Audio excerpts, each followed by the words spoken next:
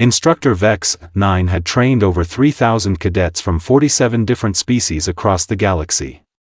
None of them had ever made him question his teaching methods.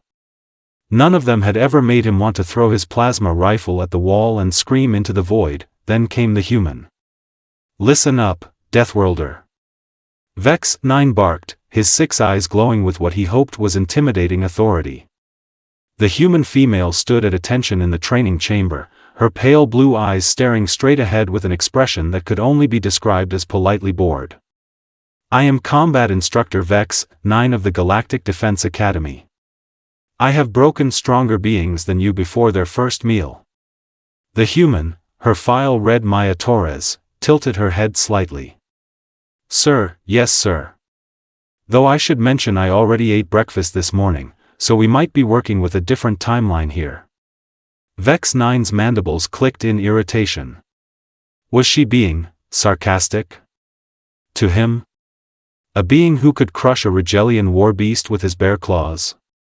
"Your species designation is human, correct?" he asked, consulting his data pad with exaggerated slowness. "From the planet Earth? Third rock from an unremarkable yellow star?" "That's right, sir. Though we prefer to think of it as prime real estate in the habitable zone." The instructor's scales rippled with barely contained annoyance. Every other species showed proper fear when faced with his reputation. The Zentorians would shake until their crystalline bones rattled. The Morphians would literally melt into puddles of terror. But this human? She stood there like she was waiting for a bus. "Do you know why your kind are called Deathworlders, cadet?" "Because we come from a planet that actively tries to kill us every single day, sir.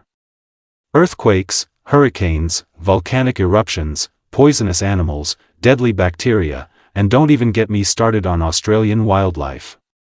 Vex-9 leaned forward, his breath creating small frost patterns in the air. "Exactly. Which is why you need to be broken down and rebuilt properly. Your primitive instincts are unsuitable for civilized warfare." Maya's eyebrow arched so high it nearly disappeared into her hairline. "Civilized warfare? Sir, isn't that a bit of an oxymoron?" "Silence." Vex-9 roared, his voice echoing off the metal walls. "You will speak only when spoken to. You will follow orders without question. And you will learn that your Deathworld brutality has no place in proper military strategy." The human simply nodded. "Understood, sir. Should I put away my collection of sharpened rocks and pointed sticks now, or after the lesson?" For a moment, Vex-9 wondered if the universal translator was malfunctioning. Did she just? No. Surely not. He activated the training simulation with perhaps more force than necessary. "We begin with basic marksmanship," he announced as holographic targets materialized around the chamber. "You will use standard Galactic Defense Force energy weapons. Plasma rifles with automatic targeting assistance, because your species lacks the neural processing speed for manual aim." Maya examined the weapon he handed her, turning it over in her hands like she was looking for a warranty label. "Interesting design. Very efficient looking. Where's the scope?" "Scope?"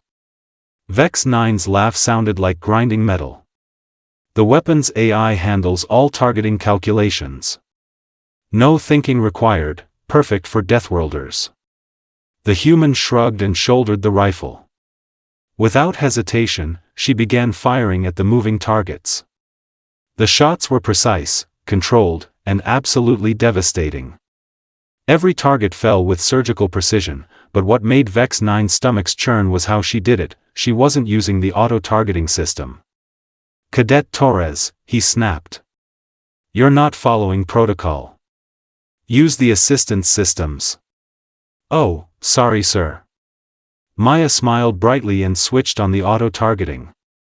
Immediately, her accuracy dropped by 60% as the AI struggled to keep up with her natural aim. "Is this better?" Vex-9 stared at the results display, his 6 eyes blinking in sequence like a confused traffic light. "How were you hitting targets without computer assistance?" Well, sir, humans have been throwing pointy objects at other things for about 2 million years. We got pretty good at it. But the calculations, the trajectory analysis, the wind resistance factors. Maya tapped her temple with one finger. Built-in computer, sir. We call it instinct. Comes standard with the biological package.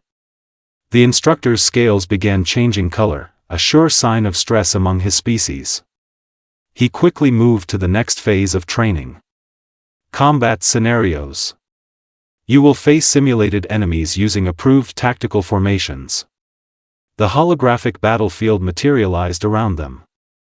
Enemy soldiers appeared behind cover, advancing with textbook precision.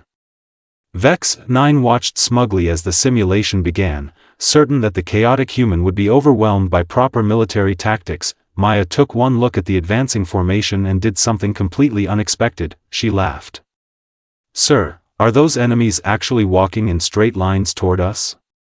Of course. It's the most efficient formation for concentrated firepower. The human was already moving, but not in any pattern Vex 9 recognized from the manual. She rolled behind cover, popped up in unexpected places, and seemed to be everywhere at once. Her movements were fluid, unpredictable, and absolutely lethal. Within minutes, every simulated enemy was down. How? Vex 9's voice cracked slightly. That was a level 7 combat scenario. You should have been overwhelmed. Maya reloaded her weapon with practiced ease. Sir, with respect, whoever programmed this simulation never dealt with guerrilla warfare. Or urban combat. Or really any situation where the enemy doesn't politely line up to be shot. Guerrilla warfare? Vex 9 consulted his data pad frantically. That term doesn't appear in any approved military doctrine. Really? Huh. Well, it's when you use the environment, misdirection, and asymmetric tactics to overcome a superior force. We've been doing it for thousands of years. Works great against anyone who fights by the book. The instructor's worldview was beginning to crack around the edges like old paint. But the manual clearly states that proper formation fighting is the pinnacle of military evolution. Maya's expression softened slightly, and for the first time, Vex 9 saw something that might have been pity in her eyes. Sir, can I ask you something? How long has it been since the Galactic Defense Force fought anyone who didn't follow the same manual? Vex 9 opened his mouth to answer, then closed it again. How long had it been? Centuries? Millennia? Every species in the galaxy had learned the same tactics, used the same strategies, fought the same way. That's what I thought, Maya said gently. Sir, I don't mean to be disrespectful, but you've all been playing the same game for so long that you forgot there are other ways to play. The combat instructor looked at his data pad, then at the human, then at the destroyed simulation around them. His carefully ordered universe was developing some very uncomfortable cracks. Next test, he said weakly. Endurance training. Maya smiled, and for the first time since she'd entered the training chamber, Vex 9 realized that her expression wasn't bored anymore. It was predatory.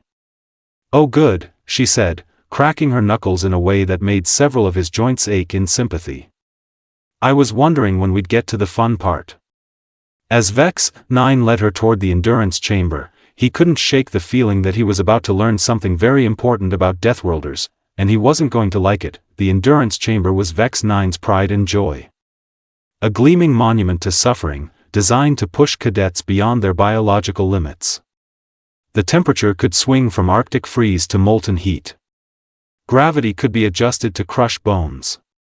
Atmospheric pressure could be modified to make breathing feel like drowning. This chamber has broken every cadet who has entered it, Vex 9 announced, his confidence returning as he sealed the entrance. The record holder lasted 4 hours and 17 minutes. A Krellian heavy worlder with bones like titanium. Maya nodded appreciatively while examining the chamber walls. Impressive setup. Very comprehensive. Can I ask what the Krellian did after those 4 hours? Begged for mercy, naturally. As they all do. Ah. Maya began stretching, touching her toes with casual ease. And what exactly constitutes begging for mercy in this scenario? Vex 9's mandibles clicked with anticipation. When you activate the emergency release beacon, cadet. When the pain becomes too much and you admit that your Deathworld origins mean nothing against proper galactic engineering. The human finished her stretching routine and looked directly at him through the observation window. Sir, I hate to be that person, but you might want to grab a snack or something. This could take a while. A snack? Vex 9 laughed so hard his scales rattled. Oh, Deathworlder, your arrogance is almost charming. Let us see how long that attitude lasts. He initiated the first phase. The temperature plummeted to -40 degrees Celsius, while simultaneously cranking the gravity to twice Earth normal. Thick mist began filling the chamber, reducing visibility to mere inches. Maya shivered slightly, then began jogging in place. Jogging? Vex 9 muttered to himself. In double gravity and subarctic conditions? Within minutes, the human had worked up enough body heat to stop shivering. She wasn't just surviving the conditions, she was adapting to them. Worse, she was talking to herself, and the audio pickups were catching every word. Okay, Maya, not too bad so far. Reminds me of that winter survival course in Alaska. Though that was only single gravity, so I guess this is the deluxe version. Vex 9 increased the gravity to 3 times Earth normal. Maya stumbled briefly, then adjusted her stride. She was still jogging. Sir? Her voice came through the comm system clear as daylight. Is this supposed to be the hard part? Because I should mention, I grew up in Colorado. High-altitude training is kind of our thing. The instructor's eye stalks began twitching. He activated Phase 2, Extreme Heat. The temperature rocketed to 60 degrees Celsius. The humidity spiked to rainforest levels. Most species would be unconscious within minutes. Maya removed her outer jacket and tied it around her waist. Much better. Though I have to say, this feels exactly like summer in Phoenix. Do you have any settings for humid heat? Because that's where things get really interesting. Vex 9 stared at his controls like they had personally betrayed him. Computer, verify chamber functions. Are all systems operating within normal parameters? Affirmative, Instructor Vex 9. Chamber is performing at 100% efficiency. Then why is the human not suffering? Maya's voice drifted through the speakers again. Oh, I am suffering, sir. This is definitely uncomfortable. But uncomfortable and impossible are two very different things. Humans have survived in deserts, tundras, jungles, mountains, and places that would make this chamber look like a spa day. The instructor's scales were now cycling through colors so rapidly he looked like a malfunctioning hologram. Phase 3, he announced desperately, the chamber filled with a mixture of toxic gases that would incapacitate most species within seconds. He watched through the observation window, waiting for Maya to collapse. Instead, she covered her nose and mouth with her jacket and kept moving. Her pace slowed, but she didn't stop. Sir, is this the part where I'm supposed to mention that humans are ridiculously good at holding our breath? We've got this whole underwater diving thing figured out. Some of us can hold our breath for over 20 minutes. 20 minutes? Vex 9's voice cracked like an adolescent's. That's biologically impossible. Actually, the record is 24 minutes and 37 seconds. Though I'm more of a 10-minute kind of girl. But don't worry, I brought entertainment. Maya began singing. In the toxic, high-gravity, temperature-swinging hell chamber, the human was singing what sounded like an ancient Earth battle song. Her voice was clear, strong, and absolutely infuriating. We are the champions, my friends. And we'll keep on fighting till the end. Vex 9 slammed his fist on the control panel. Computer. Activate all systems simultaneously. Maximum settings. Instructor, that combination of environmental stresses has never been tested on biological subjects. The risk of permanent damage is, override. Authorization Vex 9 Alpha. The chamber became a nightmare. Freezing cold and searing heat alternated every 30 seconds. Gravity fluctuated wildly. Toxic gases mixed with corrosive vapors. Pressure. Changes that would rupture most beings' internal organs. Lightning crackled through the air. The floor tilted at impossible angles. Maya fell to her knees. Finally. Vex 9 breathed, then she got back up and kept singing. Is that all you got? She called out between verses. Because I've got to tell you, this is starting to remind me of my honeymoon in Guatemala. Though that volcano was definitely hotter. The instructor stared at his instruments in mounting horror. Every reading was redlined. The chamber was operating at levels that should have killed her 10 times over. And the human was not only conscious, she was making jokes. How? He whispered. How is this possible? Maya's voice came through the speakers, slightly breathless but still cheerful.